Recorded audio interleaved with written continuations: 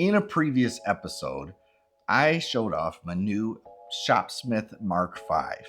If you didn't get a chance to see that, check it out here. But essentially, it's a 5-in-1, way more than 5-in-1, but it was originally sold as a 5-in-1 woodworking tool for your home garage. It's a table saw, it's a lathe, it's a drill press. It does so many things, it's ridiculous. Right now, I'm kind of stuck with a problem. When I got my Mark V, I went out to eBay and bought as many things as I could to go on it. This is just a small handful. This is the small things, right, that I got to attach to this Mark V. The problem is, you can see they start taking up a lot of space really quick. And every horizontal surface that I have in this garage right now has Shopsmith stuff on it. So I want to fix that problem. Now, the Shopsmith that I have is up against a wall, and I've got a light under it. And for most tasks that I need to use it for, I can use it against that wall. Now, it does have casters on the bottom that raise and lower, and I can roll it out away from the wall when I need to. So I could do bigger tasks like using the table saw to rip down, larger pieces of wood or something. On that wall, my idea is I'm going to take a 2x4 like this, and I went on Amazon and bought these like 5/8 inch dowels. So these are supposed to be 5/8 of an inch dowels, and all of the arbors and things that attach to a Shopsmith are supposed to be 5/8 inch diameter. Now somebody's lying because these things don't go into one another. So what I need to do is take these dowels and just turn them down to about 15 millimeters, and that way it'll slide in and out of these good. Now, I've got about a 4-foot section there, so I'm going to take this 8-foot 2x4, cut it in half, and I think the other one I can turn up sideways and drill larger holes to account for things like this, where if I can put it sideways, kind of like that is my theory, up against the wall, I can have that set in there, and that'll hold these underneath everything else. I don't know. I'm kind of winging this as I go, but I need to do something with this because it's starting to take up a lot of space, and I've got to figure out some way to organize this. How I built these shelves was pretty easy. I put these dowels in the lathe chuck and just took some 80 grit sandpaper and just sanded along the length of the dowel until I got down to the diameter that I wanted. I used these calipers that I got from Harbor Freight to figure out. I just set them to the size that I want, which is around 15 millimeters. And I set it to that, and I just kept sanding and offering those calipers up to the dowel until it passed through with just a little bit of resistance. Then I came through with some 120 grit and sanded it out nice and smooth. From there, I took the 2x4 and I planed the edges up a little bit just to make it look a little less like a 2x4. I mean, it still looks like a 2x4, but cleaned it up a little bit so that it's not so rough.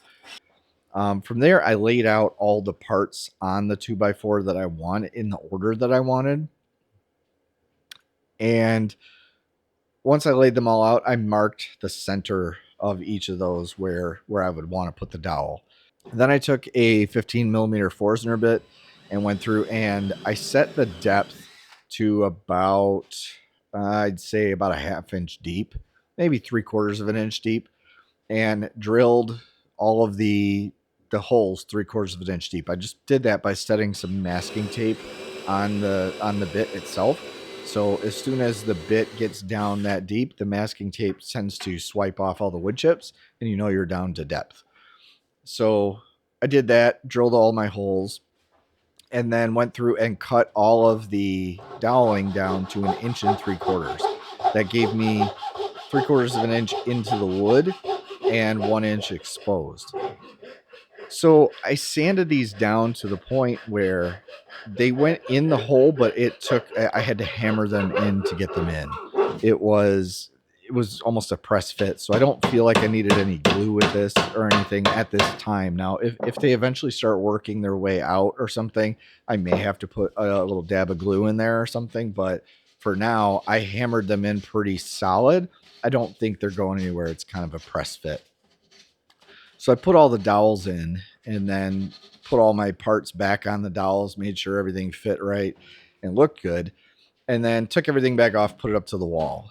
So I figured out I wanted 3 mounting studs. There's not a ton of weight on this, but altogether, all in all, there's probably 20-ish pounds of stuff on here. So I wanted to make sure it was mounted securely. So I wanted at least 2 studs, but across 4 feet, I was able to hit 3 studs.